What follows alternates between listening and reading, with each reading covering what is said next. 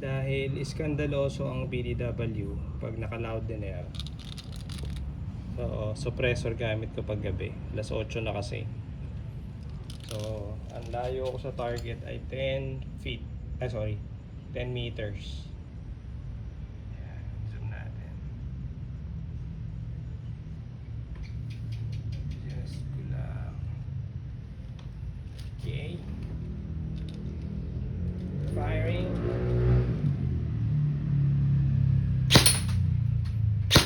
Oops, nagalaw.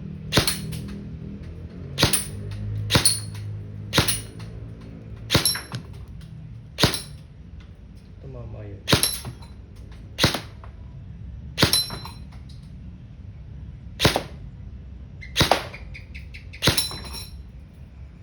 Ito nakatago.